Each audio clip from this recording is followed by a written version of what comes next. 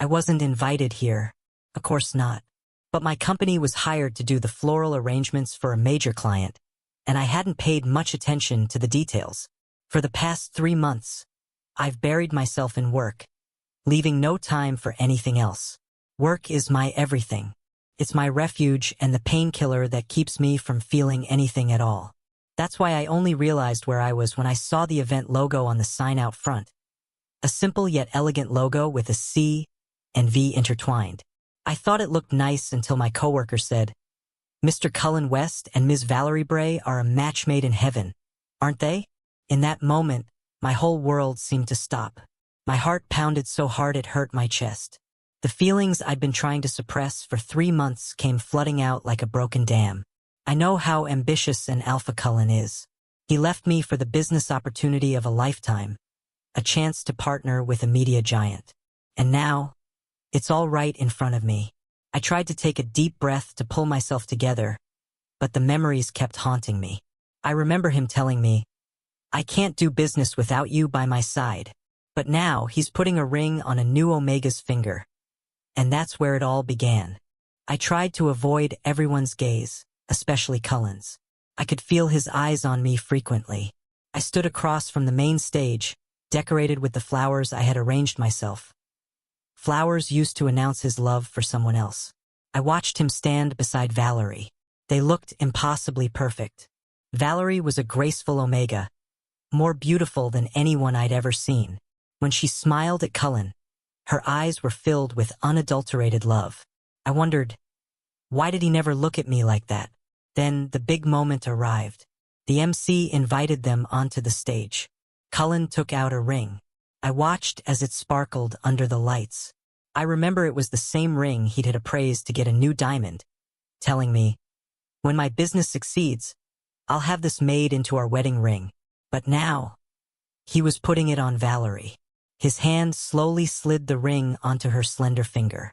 I tried to hold back my tears, but it was so difficult. The memory of him putting a promise ring on my finger when we first started dating came back to haunt me. I remember him saying, "You and I are each other's entire world." But now his world belonged to someone else.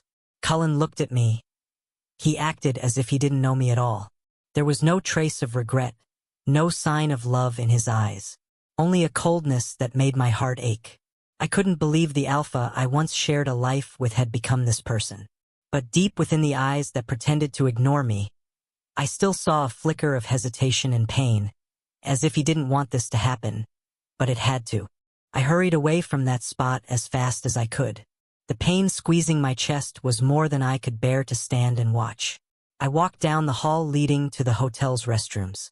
I closed the door and locked it as soon as I got inside. Leaning my back against the door, I let myself slide down onto the cool marble floor. The tears I'd tried so hard to hold back came pouring out uncontrollably. My hand went up to cover my mouth tightly, muffling my sobs so no one could hear. I used to think I was strong enough to handle anything. I used to believe that his leaving for success was something I understood and could accept. But now, I know it wasn't true at all. I've been lying to myself for the past 3 months. I've been lying to everyone, saying I'm okay. But in reality, I'm falling apart. And what about my baby? The truth that weighs heavier than all the pain is the new life growing inside me. I'm 2 months pregnant with Cullen's child. I found out the day he left. I thought about telling him, but I wasn't brave enough to do it. I didn't want to be an obstacle to his success. I didn't want to be a burden or for him to feel guilty. And above all, I didn't want anyone to look at me with pity. I know I'm just an ordinary Omega, the owner of a small flower shop, with no power or reputation to compare to Valerie's. Telling him about the baby would be like putting my child's life at risk in their brutal business game. I chose to keep this a secret, choosing to protect my baby from this merciless world. I've decided to be a single parent. In the quiet restroom, there was only the sound of my shaky breaths and my own aching heart. As I opened the door, I found someone leaning against the wall. It wasn't a hotel employee in a suit or a guest, but Cullen himself, the alpha who had just put a ring on someone else's finger a few minutes ago. My heart seized up again, but this time it wasn't just pain. It was mixed with anger. I wanted to walk right past him, but he moved to block my way. You? What are you doing here? His voice was so soft I could barely hear it. The coldness he had shown on stage was gone from his eyes, replaced with confusion and guilt. I didn't see you on the guest list. I'm the florist, I replied simply, trying to keep my voice steady. If that's all, I need to get back to work. I tried to walk around him, but he grabbed my arm. The familiar feeling of his touch made me weak in the knees. I looked at him and saw that his eyes weren't on me, but on my stomach. He seemed unaware of why he was looking there, yet he couldn't tear his gaze away. Raiden, He paused for a moment. I'm glad to see you. His words felt like a slap in the face. I scoffed. Glad? Mr. Cullen must have forgotten we only broke up 3 months ago, and today you're getting married. It's not what you think, he tried to explain. Then what is it? I saw everything, Cullen. I saw you put the ring on her. I saw you smile at her. And you know what? You never looked at me like that. The tension in the air grew with every second. Cullen let go of my arm, his face filled with an unspoken guilt. I took one last look at him before turning my back and walking away, feigning indifference. But the question in my heart kept ringing. What do you want from me, really? My life went back to normal after that day? Or was I just trying to fool myself? I worked harder than ever, arranging flowers from morning till night so I wouldn't have time to think about anything else. I transformed from a simple man into someone who demanded perfection in every detail of my work. Every single petal had to be meticulously placed. My coworkers all told me I was going crazy, but I knew it wasn't madness. It was an attempt to control something in my life that I couldn't control. For the past month, I've lived as cautiously as possible. I've avoided social gatherings and crowded places, afraid that someone would notice my changing body. My morning sickness has gotten worse, and sometimes I'll vomit in the mornings, but I always tell people I just have a regular cold. Raiden, you don't look so good. One of my coworkers asked as we were arranging flowers in the shop. Why don't you take a break? I gave a weak smile. It's fine. I'm okay. I just haven't been getting enough rest. I was lying, and I knew it was a terrible lie. But what else could I say? The secret I was carrying was too heavy to tell anyone. I just wanted to live a quiet life, to raise this child in a safe world where they wouldn't be branded as the child of the alpha who abandoned their mother. I knew I had made the right decision not to tell Cullen about the baby, but deep down, I secretly hoped he would never interfere with us again. But then, my hope began to waver when people in the neighborhood started mentioning a fancy black car parked in front of the house more and more often. I knew that wasn't a car from around here, and I knew exactly who it belonged to. 2 weeks later, my morning sickness got worse and worse, to the point where I couldn't control it anymore. Before, I would only vomit in the morning, but now it could happen at any time, whether it was from a scent similar to Cullen's cologne or even the smell of food I used to love. I often had to sneak away to the bathroom to throw up, and my coworkers were getting noticeably worried. Raiden, you have to go see a doctor. Liz, my beta coworker and closest friend, said, this isn't just about lack of rest anymore. You've gotten so thin. I slowly shook my head, trying to smile at her. It's fine, Liz. I might just have food poisoning.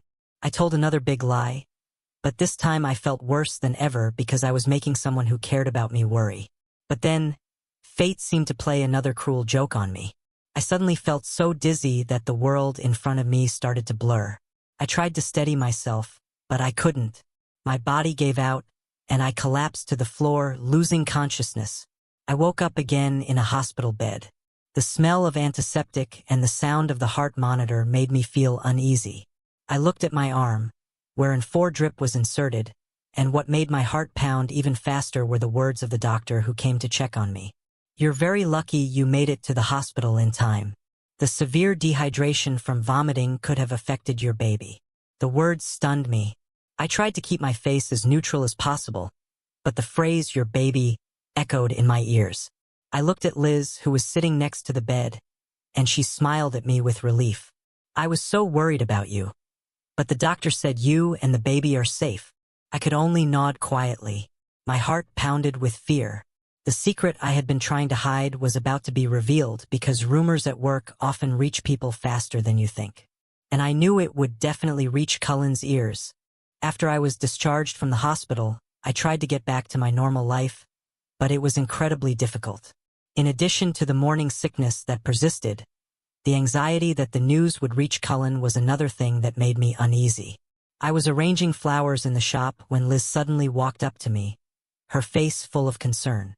"Raiden, I have something to tell you. A beta from Cullen's company just called the shop.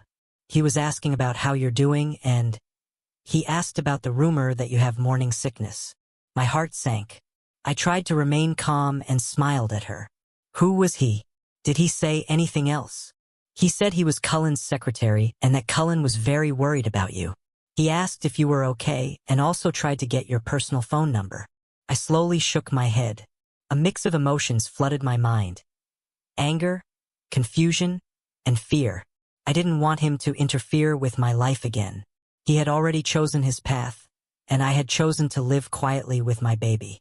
"Liz, thank you so much for telling me," I said in a soft voice. "I don't want him in my life anymore." Just then, I caught a faint scent of jasmine I had never smelled before. That sweet scent was the unique smell of the alpha I knew so well. I quickly looked up toward the front of the shop, and the sight left me frozen. Cullen was standing there.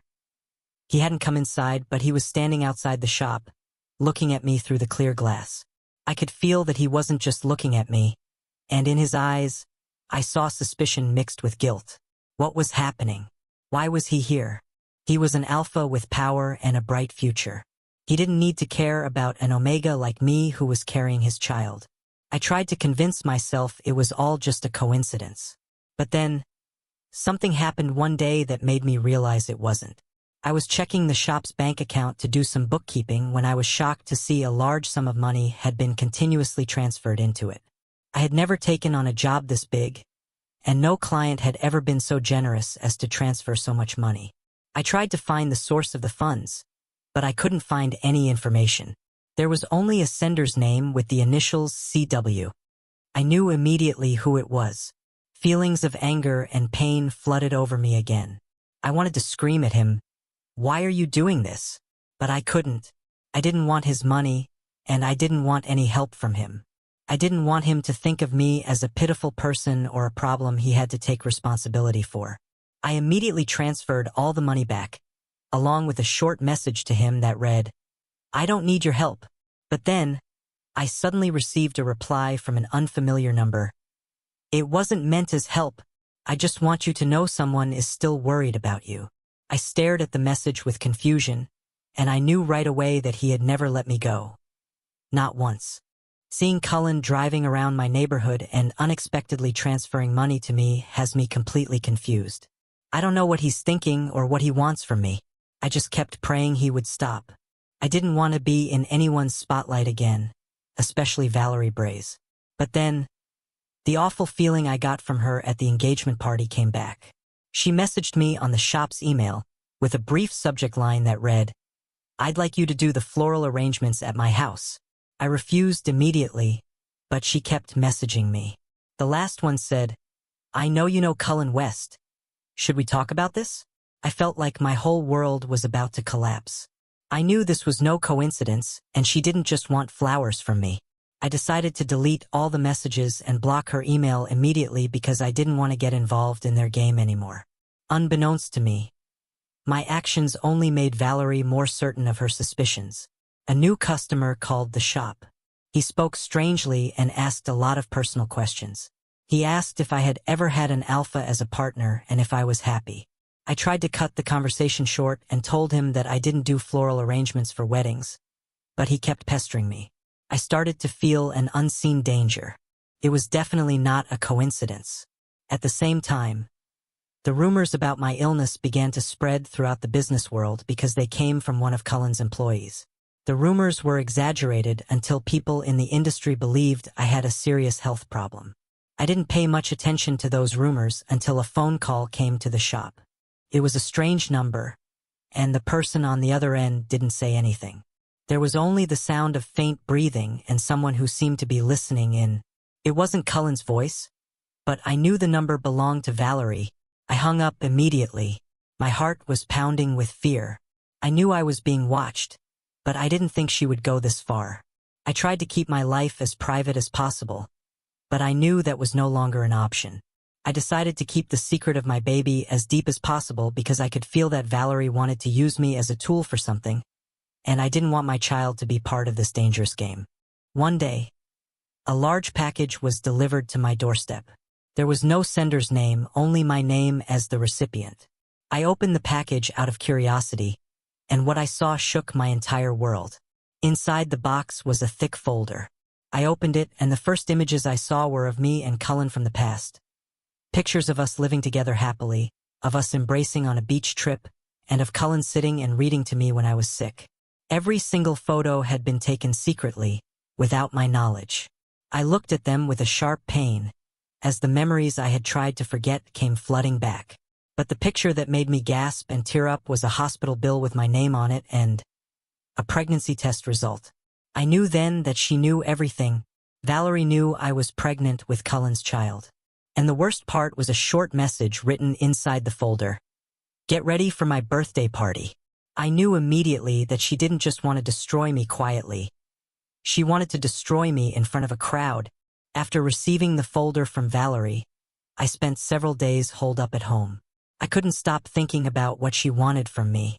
The old photos were terrifyingly clear, and the fact that she knew about my baby made me feel like a hostage. I never thought my life would sink this low. I was a weak Omega and couldn't protect myself at all. The only thing I could do was protect my baby from this dangerous game. As I was thinking, my phone rang.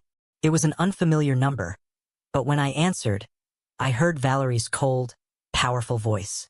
"I hope you've received my gift, Mr. Raiden," she said in a flat tone, but with a hidden meaning. "And I hope you'll agree we have a lot to talk about." I stayed silent, unsure how to respond. "I've heard you're the best florist. I want you to take on the most important job of my life, my own birthday party." I was slightly taken aback. "Why me?"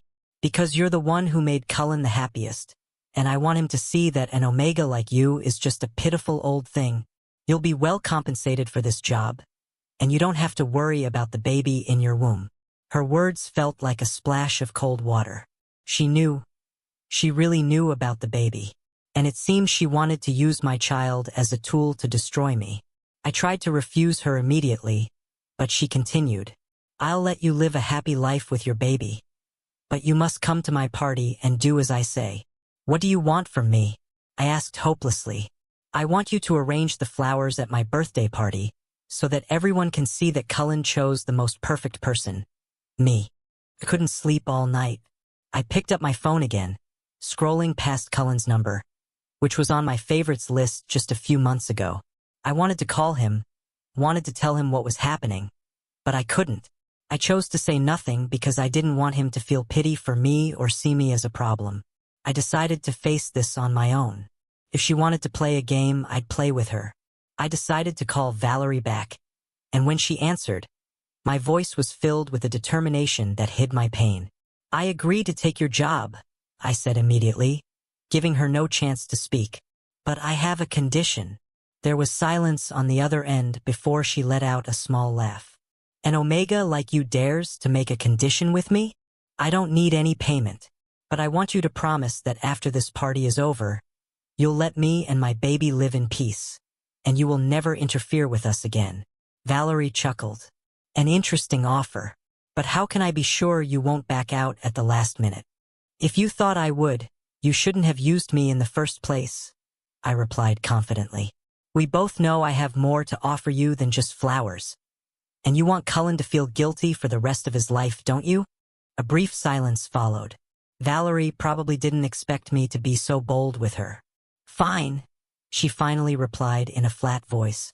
"I promise that after this party is over, you can leave our lives in peace." I knew she was lying, but I had no other choice. I could only pray that I would be able to get through this terrible time with me and my baby safe. I arrived at Valerie's birthday party, which was being held at the Bray family's luxurious private mansion. I wore a dark suit as I was instructed, and I felt like an imposter walking in a world that wasn't mine. I tried my best to blend in, but I could feel the questioning glances of the other guests.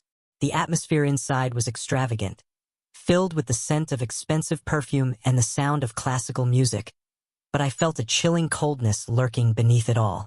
I felt as though I wasn't here as a guest or a florist. While I was looking for a corner to hide in, my eyes fell on Cullen and Valerie. The two of them looked impossibly perfect. Valerie wore a fiery red gown that complemented her fair skin, and Cullen looked handsome in his black tuxedo. I saw him smile at her, but his eyes looked empty and full of unease. And when he saw me, his expression changed instantly.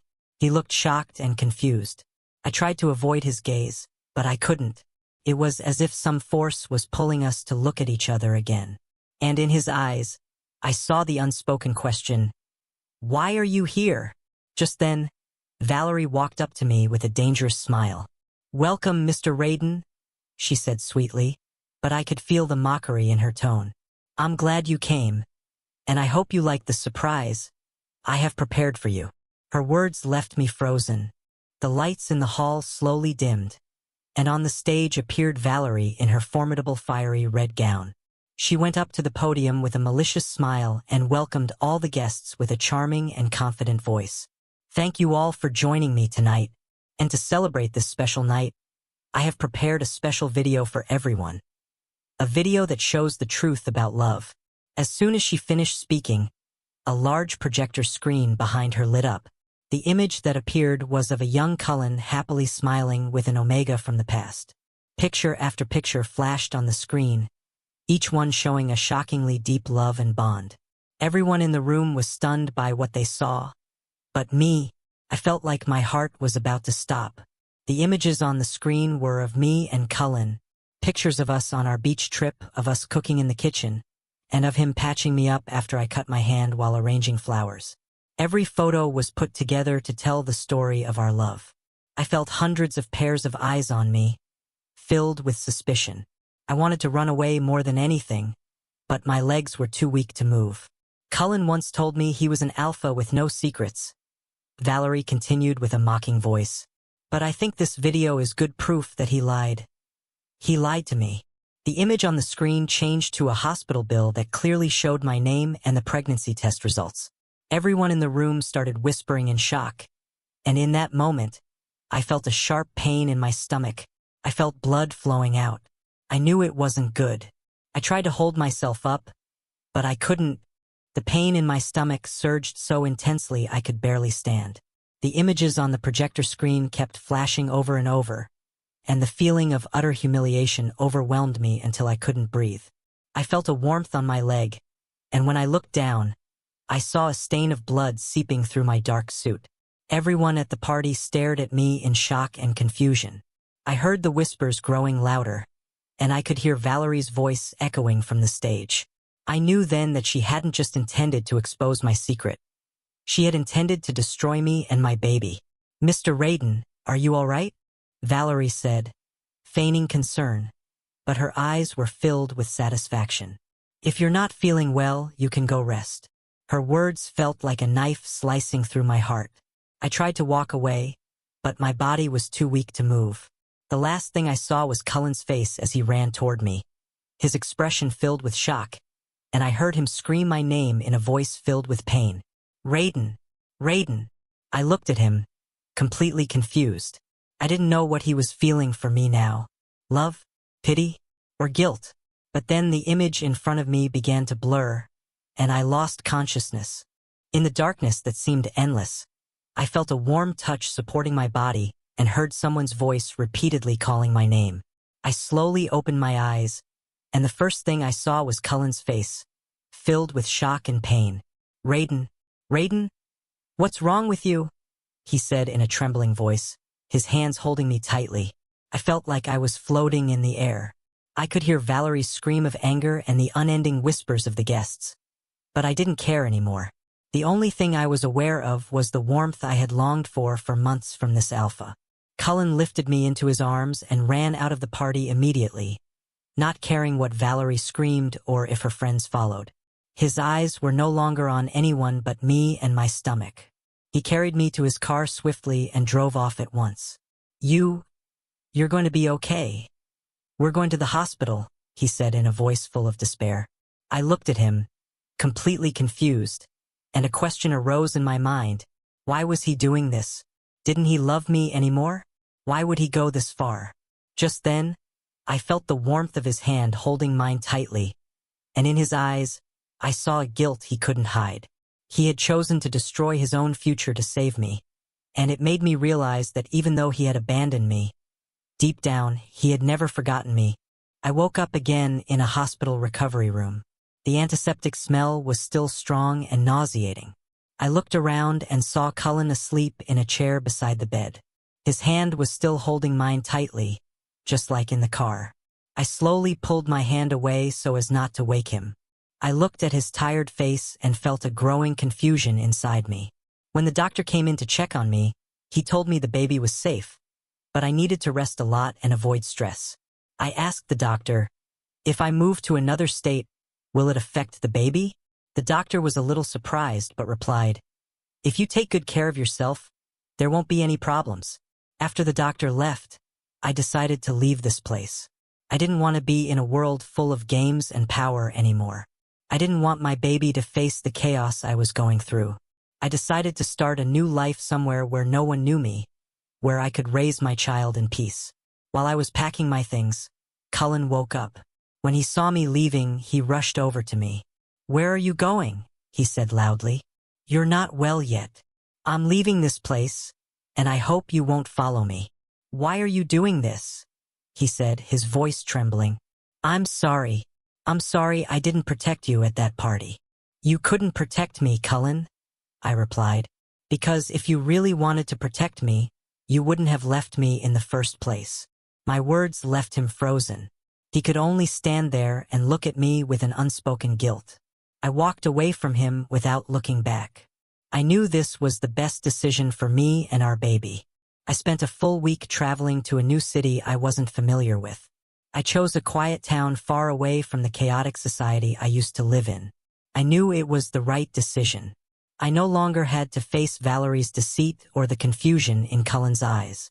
The house I rented was a small one with a little flower garden in the front. It felt as warm and safe as I needed it to be.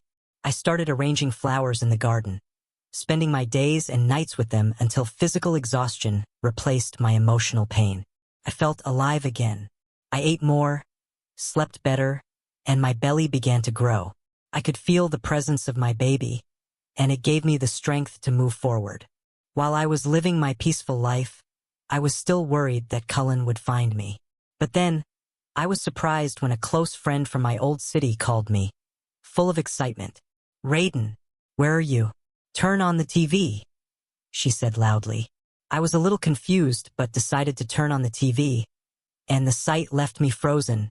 Cullen was giving an interview on a famous news program. His face looked serious and determined.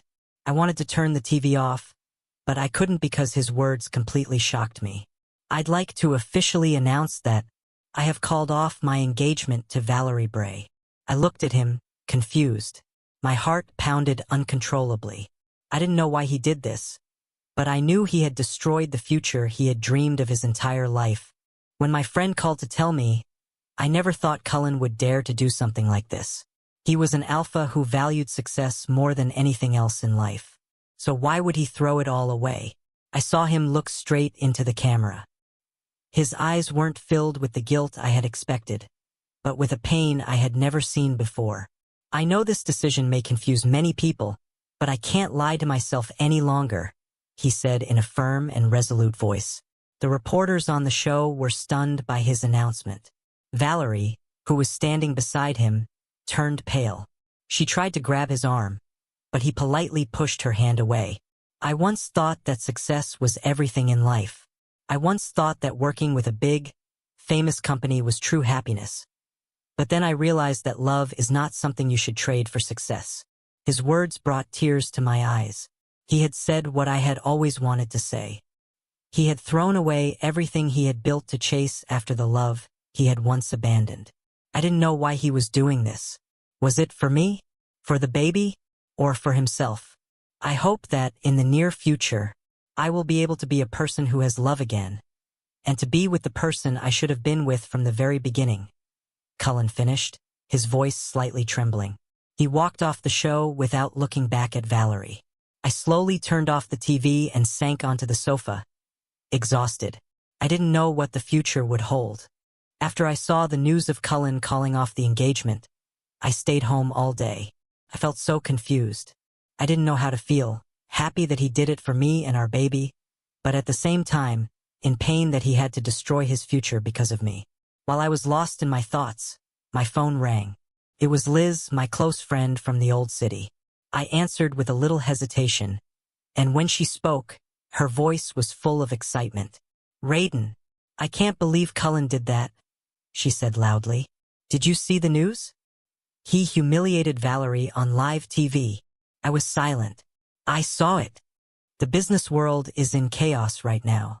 Valerie is so humiliated because not only was she publicly rejected by Cullen, but the reporters also dug up the story about her hiring a private investigator to find out about you and Cullen." My heart skipped a beat. "How is Valerie?" "She's gone. The news says she fled to America because she couldn't handle the media pressure. And the worst part is, her company's stock plummeted because of this news." Liz's words made me feel strange. I didn't feel a single ounce of satisfaction that Valerie was going through this. I just felt that she was just another Omega who wanted to protect what she loved. But she chose to protect it the wrong way. "I don't know what to say," I said softly. "You don't have to say anything," Liz replied. "I just called to tell you that no one in the business world dares to approach Cullen anymore. He's become an outcast, and I hope he finds his way back to you." After hanging up, I was left with my own thoughts again. I looked down at my stomach and gently rubbed it. I knew that the decision I was about to make would affect the future of me and our baby forever. I looked at myself in the mirror. My belly was noticeably round. I gently rubbed my stomach and could feel the presence of my baby. I felt an indescribable happiness about becoming a mother, but at the same time, I was always worried about when Cullen would find me. That day finally came when there was a knock on my front door. I knew it wasn't the mailman or a delivery person because I hadn't ordered anything. I slowly walked to the door and peeked through the peephole, and the sight made my heart pound. Cullen was standing there. He wasn't wearing his expensive suits anymore, but a simple shirt that made him almost unrecognizable. I slowly opened the door and looked at his face, not daring to meet his eyes. I didn't know what to say or how to act. I just felt that I was still in pain from what he had done. "How are you?" he asked in a slightly trembling voice. His eyes were fixed on my belly, and I knew he had seen it. I remained silent. I didn't want to say anything. I just wanted him to leave my life. But then he continued, I'm sorry I didn't protect you that day." "You couldn't protect me, Cullen," I replied softly, "because you weren't the person I needed then." My words left him frozen.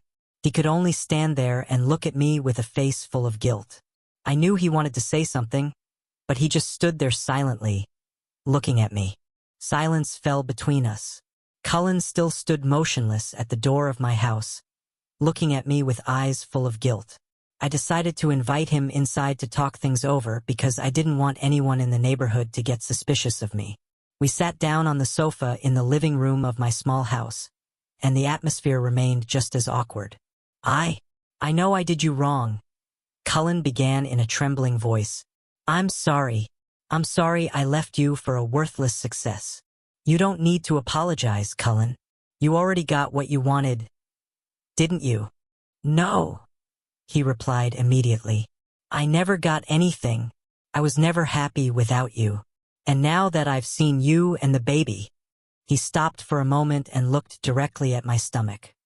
"I'm sorry that I wasn't by your side when you needed me most.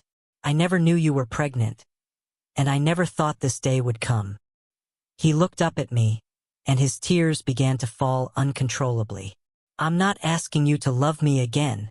I just want to be the baby's father, to be close to him, to take care of you and him, not as a successful alpha, but as a real father." His words left me completely confused. I had never seen him this vulnerable before. I had never seen him cry. I could only stand still and look at him with a mix of emotions. Love, pity, and pain. I knew then that he hadn't come to find me for the sake of his reputation. It was because he truly loved me and our baby. I was silent for a long time. Long enough to let Cullen's apology and pain slowly sink into my heart.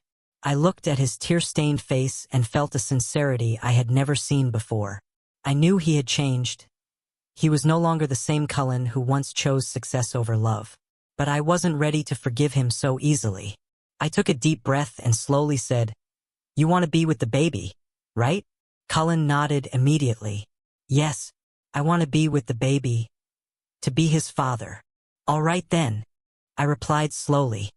"You can be with the baby, but you have to start from scratch." Cullen looked at me in confusion. "What do you mean? You can be with the baby, but you have to start from scratch, without me as a prize," I said firmly. "You have to prove to me that you truly love him, not just because you feel guilty or want a perfect family. You have to prove to me that you're truly ready to be a father." "I'll do everything you want," he said, his voice trembling. "Then you have to find a house nearby," I continued. "You have to earn your own money, not from your old company or the Bray family. And you have to show me that you can be a good father." My words left him stunned. I knew the conditions I set were harsh and difficult for him, but I wanted to truly test the love he had for me and our baby. "And what about us?" he asked hopelessly. "Can our relationship go back to the way it was?" "You can be with the baby," I replied again. "But our relationship will start over, as the dad next door, who waits for the day we might be able to become lovers again, as people who are mature enough to truly love." I looked at him with a mix of emotions and knew this was the best decision for all three of us. My life changed completely after that. I chose to give him a chance to prove himself, and I gave him a full year. During that time, he showed me a sincerity he'd never shown before. 1 year later, I'm no longer just a simple flower shop owner, but a father raising a little boy in this small, cozy house. My son's name is Lucas. He's a cute alpha with a smile exactly like Cullen's. I still arrange flowers at my small shop, but this time I do it with more love and happiness than ever before. Not to escape reality, but to build a future for Lucas. And yes, Cullen is still here. He lives next door to me and has truly started his new life from scratch. He's become just an ordinary man now, without any power or fame. Every morning, he comes out of his house and smiles at me, just like he always does. He makes us breakfast and plays with Lucas happily. He's a truly good father. He didn't come back hoping for us to be lovers again. He came back to be the baby's father, just as he said he would, and he's doing his best. One evening, I was sitting with Lucas in the flower garden in front of the house, and Cullen walked up to us. "The weather is nice today, isn't it?" he said in a gentle voice. "You look so happy, Raiden." I turned to smile at him. "I am happy, because I don't have to be the strongest person in the world anymore." He looked at me with eyes full of love, and I knew he had grown up. He no longer wanted to be the greatest alpha in the world, but the best father for our child. And on that day, I knew we had both become people mature enough to truly love. Thank you for watching. If you enjoyed this story, don't forget to subscribe so you won't miss our next video.